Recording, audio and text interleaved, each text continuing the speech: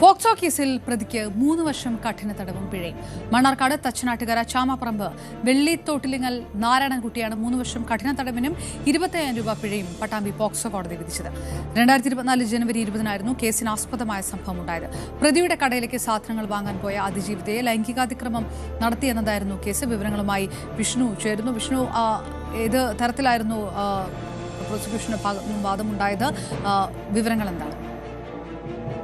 അപർണ, 2024 ജനുവരി 20-നായിരുന്നു സംഭവം. Mannarkkad Nattukal police station പരിധിയിലുള്ള പ്രദേശത്താണ് പോക്സോ കേസ് ഉണ്ടായത്. അതായത് ഈ പ്രതി തച്ചനാട്ടുകര ചാമപ്പറമ്പ് വെള്ളിത്തൊട്ടിലിങ്ങൽ നാരായണൻകുട്ടി എന്ന പ്രതിയുടെ കടയിലേക്ക് വന്ന പ്രായപൂർത്തിയാവാത്ത പെൺകുട്ടിക്ക് നേരെ ലൈംഗിക തീവ്രത നടത്തിയെന്നാണ് കേസ്. കുട്ടി വീട്ടിൽ പറയുകയും വീട്ടുകാരുടെ പരാതിയിൽ നാട്ടുകൽ പോലീസ് കേസെടുത്ത് അന്വേഷണം ആരംഭിക്കുകയായിരുന്നു 2024-ൽ.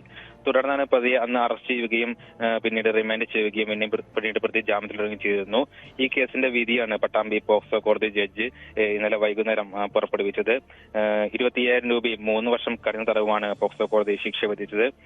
പട്ടാമ്പി പബ്ലിക് പ്രോസിക്യൂട്ടർ കെ സന്ദീപാണ് ഇരയ്ക്ക് വേണ്ടി ഹാജരായത്.